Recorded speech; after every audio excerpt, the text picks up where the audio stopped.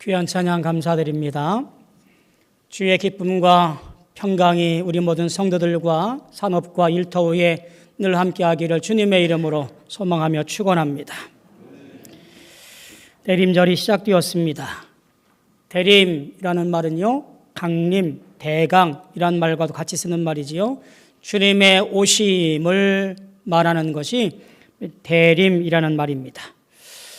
교회력에서는 대단히 중요한 시기입니다. 왜냐하면 교회력은 이제 새로운 해의 시작되어지는 그 첫 출발점입니다. 성탄일 전 4주간의 이 기간 동안은 주님의 오심을 대망하며 또 주님의 오심을 기다리며 믿음의 길을 걸어가는 우리들의 모습이 바로 이 대림절 기간입니다. 이때에 우리 그리스도인들은 말씀을 기억하고 또 탄생과 재림에 대한 일들을 사색하고 기도하면서 영적인 준비를 하는 때가 이 대림절 기간입니다. 4주간 동안의 내 삶을 쭉 돌아보고 베푸신 은혜와 사랑이 무엇인가라고 보면서 더욱더 주님을 노래하고 찬송할 수 있는 기간들이 우리의 모습이 되어지기를 바랍니다. 그저 단순하게 세상 시끄러운 것에 휩쓸려서 흥청망청이 아니라 오직 내가 어떻게 살아가야 되는지, 내 은혜가 어디에 있는지, 내 존재의 근거가 무엇인지 하는 것들에 대해서 중요하게 다시 한번 되돌아볼 수 있는 그런 시간들이 되어지기를 소망합니다. 이제 세상은 메리 크리스마스도 사용하는 것을 원치 않습니다.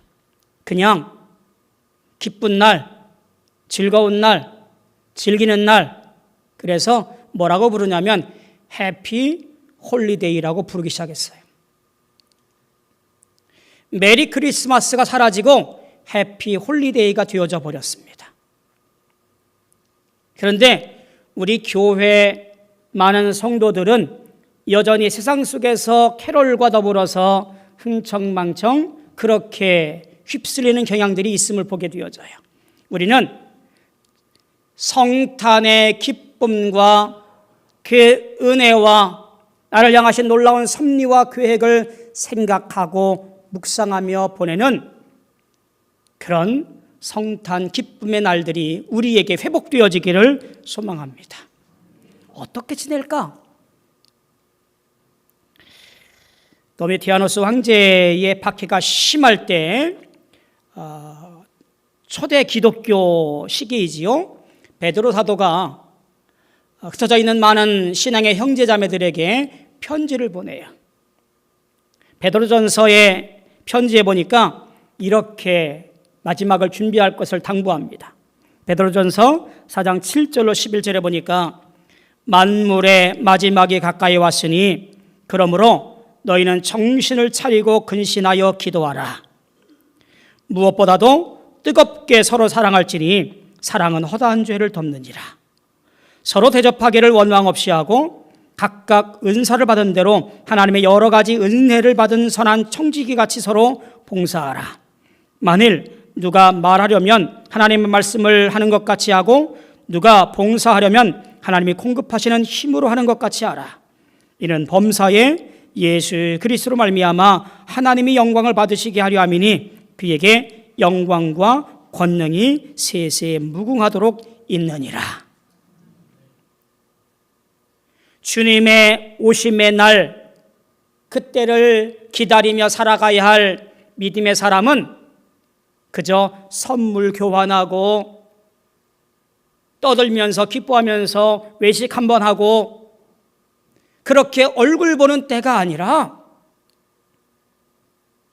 그때는 주님이 나를 향하신 말씀을 다시 한번 기억하고 그리고 서로 사랑하여 허다한 죄를 덮을 수 있는 귀한 은혜를 서로 경험하고 그리고 서로 대접하기를 원망 없이 할 뿐만 아니라 각각 은사를 따라서 열심을 다해 행하여야 되는 것이 바로 이때에 해야 될 일이지요. 말을 하려거든 하나님이 하시는 것처럼, 봉사하려면 하나님이 공급하시는 힘으로 나를 자랑하지 아니하고 주님께 영광 돌리며 찬송할 수 있는 삶으로 살아가는 때가 주님의 오심의 때 마지막이라 그런 겁니다. 대림절은 단순히 그저 들뜬 분위기에서 휩쓸려 살아가는 것이 아니라 그리스도인들이 하나님의 은혜를 다시 한번 기억하고 되새기며 내 삶을 깊이 생각하고 묵상하는 시기, 그 소중한 시기가 바로 대림절, 우리 4주간의 기간입니다. 이 기간에는 세 가지 중요한 의미가 있습니다. 첫째가 뭐냐면 예수님의 초림이에요. 두 번째가 뭐냐면 예수님의 재림이에요. 세 번째가 뭐냐면 예수님의 임재예요. 이것이 대림절에 생각하는 가장 중요한 근거의 모습이지요. 초림은 과거이고요. 재림은 미래입니다. 임재는 현재예요. 무슨 얘기냐면 우리 믿음의 사람들은 주님 어서 오시옵소서 마라나타 신앙을 가지고 오늘도 주의 뜻을 되새기며 어제나 오늘이나 내일이나 변함없이 주의 뜻대로 살아가려고 경주하는 사람들이라 그런 거예요. 어떻게 보면 기독교는 애초부터 예수의 오심을 대망하는 종교라고 해도 과언이 아니에요. 복음서는 물론이거니와 사도행전 곳곳에 이 같은 사실을 우리에게 얘기합니다. 사도행전 1장 6절로 11절을 보면 예수님의 승천 얘기가 나오는데요. 그 승천 이야기 가운데 예수님께서 다시 오실 것이라고 분명히 약속을 하셔요. 사도행전 1장 8절도 보면 예수님께서 제자들과 마지막 인사를 하고 승천하실 그때에 제자들이 어떤 반응을 보이냐면 그저 어안이 벙벙하게 아무 생각 없이 그저 서 있게 해요. 그때 흰옷 입은 천사가 나타나셔서 갈릴리 사람들아 어찌하여 하늘을 쳐다보느냐, 너희가 본 대로 예수가 하늘로부터 그대로 오시리라 라고 말씀을 하시죠. 초대교회나 오늘날의 교회는 예수의 다시 오심을 대망하며 기다리며 믿음을 지켜나가는 신앙생활, 그것이 오늘 우리의 신앙이고 오늘 우리의 모습이라는 이야기지요. 우리가 왜 모여서 예배드립니까? 우리가 왜 모여서 기도합니까? 우리가 왜 모여서 봉사합니까?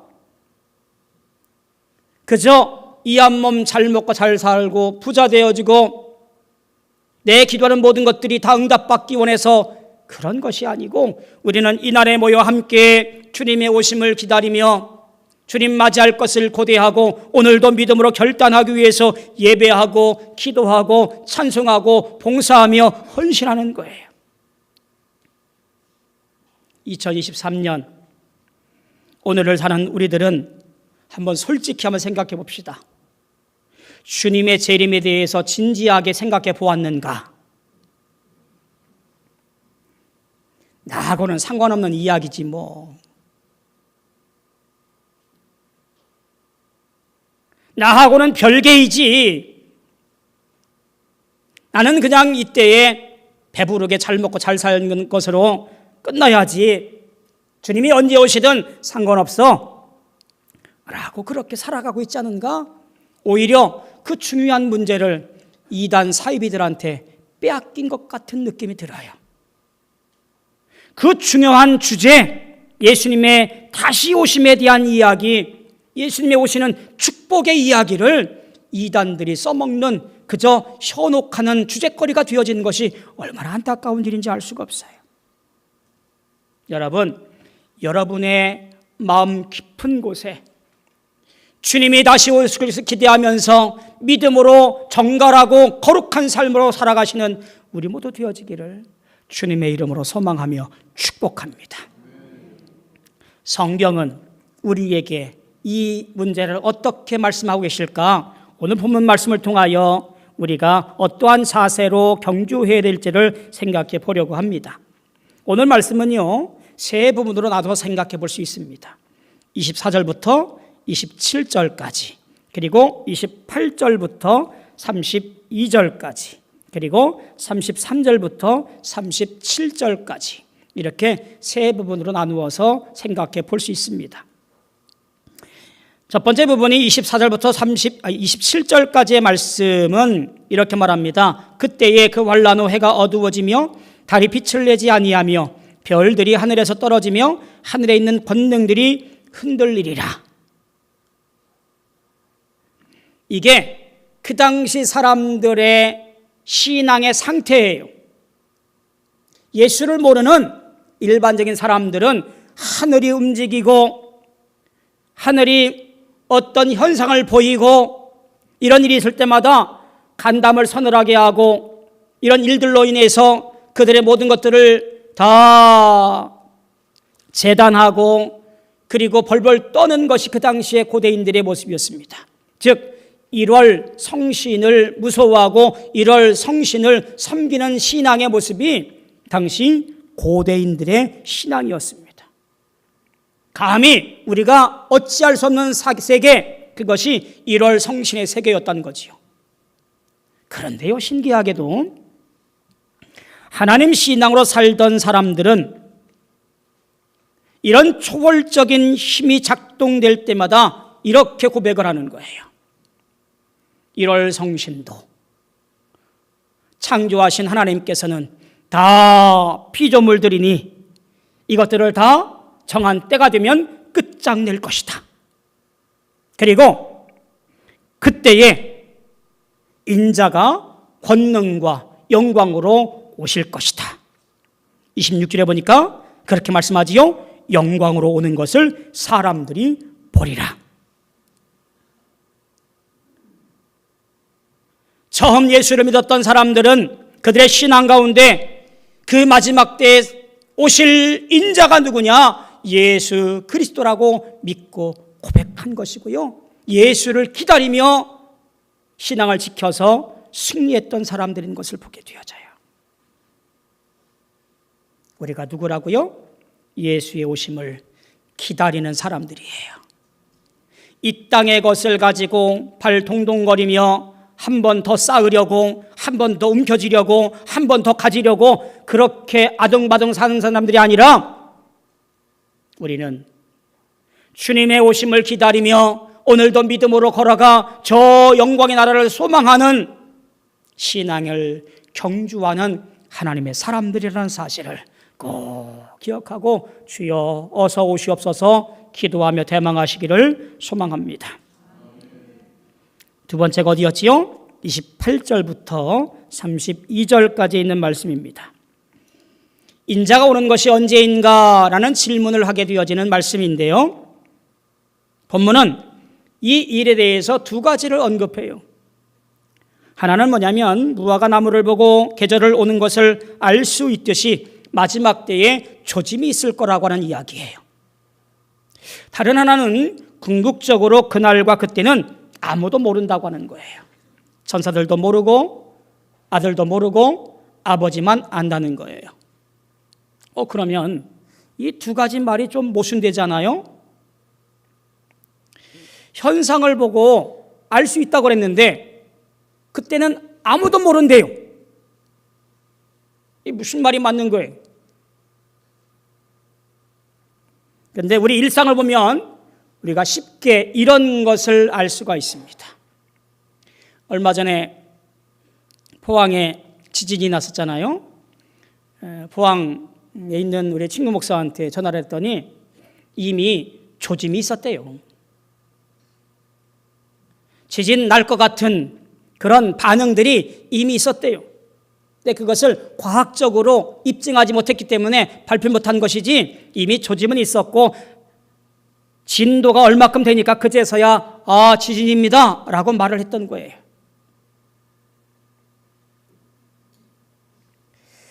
세상 일도 이러한데 하나님의 종말 심판과 창조 완성은 아마 이보다 더할 거라고 생각이 되어집니다. 어쩌면 우리에게 조짐을 보여주어서 우리 신앙을 더욱더 견고히 하며 주님의 마지막 그 심판의 날에 주 앞에 올곧게 서기를 갈망하는 놀라운 역사가 우리 앞에 있을 것입니다. 그러니 우리는 영적으로 예민하여서 그 조짐의 때에 주님을 더욱더 갈망할 수 있는 시간들을 갖게 되어지기를 소망합니다. 세 번째 부분을 보면 33절부터 37절까지 말씀인데요, 앞서 행했던 말씀들의 결론 부분이라고 해도 과언이 아닐 것 같습니다. 그러므로 깨어 있으라. 명령문이에요. 세 번이나 반복되어집니다. 그것은 중요하다라는 말이겠지요. 비유가 나옵니다. 어떤 사람이 집을 비우고 외국으로 나갑니다. 여러 사람들에게 일을 맡기고 나가요.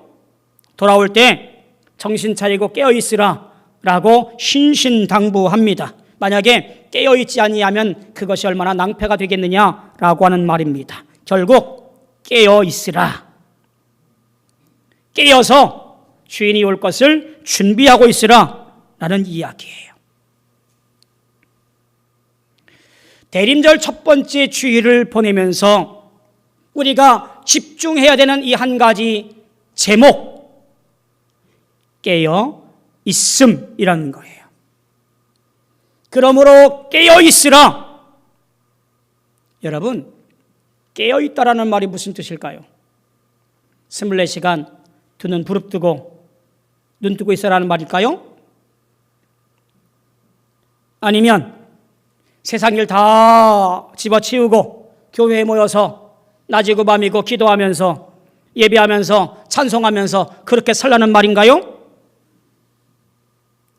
아마 그렇게 생각하면 세상에서 한국교회만큼 열정적인 사람 없고요, 한국교회 성도들만 구원받을 것 같아요.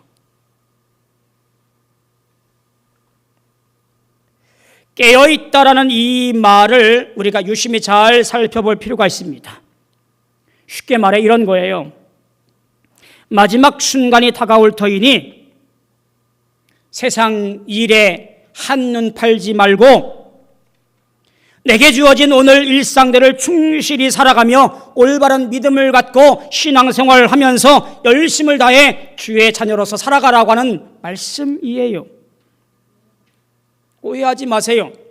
깨어있으라는 이 말이 세상 등지고 십자가만 바라보고 살겠습니다라고 하는 것을 요구하는 것이 절대로 아니란 이야기예요. 오늘 내 삶에서 주 앞에 열심을 다하고 주의 뜻을 마음에 새겨 그 말씀을 따라 준행하며 영광 돌리는 삶을 오늘도 교회에서, 교회 밖에서, 혹은 신앙생활 속에서, 혹은 일상생활 속에서 그렇게 드러내며 찬송하며 살아가라고 하는 놀라운 성도의 본분을 이야기하는 것 같아요. 그 일이 언제 일어날지 아무도 모릅니다. 전사도, 아들도, 그리고 아버지만 아십니다. 그저 언제일지 모를 그날을 위하여 오늘 우리는 예수 그리스도의 옷을 입고 하루하루 준비하며 살아갑니다. 전쟁 중에 있는 병사는 옷을 갈아입지 않습니다. 잠깐 눈을 붙일 때에도 무기를 항상 가슴 앞에 붙잡아 놓고 가면을 취합니다. 언제나 적이 당도에서 그들에게 총을 쏘면 출동 명령받아 급히 나가서 싸울 태세를 하고 있는 것이 전쟁 중에 있는 병사의 모습입니다. 주의 재림도 마찬가지지요. 믿음의 삶을 살아가고 있는 우리에게는 그 정확한 시점이 어딘지 모릅니다. 그것은 모두에게 감추어진 비밀이에요. 그러나 우리는 조짐을 통하여 알 수 있습니다. 그때가 언제 있는지 모르지만 오늘 우리는 그 날을 위하여 준비하며 믿음의 길을 걸어갑니다. 대림절을 보내고 있습니다. 그 첫날은 곧 우리가 깨어있음을 다시 한번 생각하는 한 주간입니다.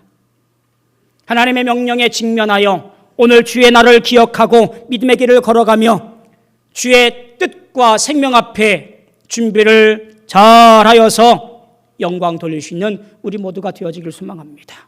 더욱이 그곳에 믿음을 더하시기를 바랍니다. 노아는 방주를 만들라는 하나님의 명령을 받았습니다. 이해할 수 없는 명령이었습니다. 황당한 이야기였습니다. 그러나 노아는 하나님의 말씀에 순종하였고 믿음으로 그 모든 일을 다 마칩니다. 본인과 가족들을 구원받게 하지요. 대림절 주님의 기다림을 통하여 깨어 있어야 할 우리는 믿음으로 주의 날을 잘 준비하고 간절히 사모함으로 말미암아 영광 돌릴 수 있는 복된 믿음의 성도들 되어지기를 주님의 이름으로 축원합니다. 주님은 오십니다. 준비하여 기쁨으로 주님을 맞이하시는 우리 모두 되어지기를 소망하고 축원합니다. 기도하겠습니다. 고마우신 아버지 하나님, 주님 은혜 감사합니다. 주님의 오심을 기억하며 깨어 준비하는 우리 모든 성도들 되어지게 역사하여 주시옵소서. 예수님의 이름으로 간절히 기도하옵나이다. 아멘.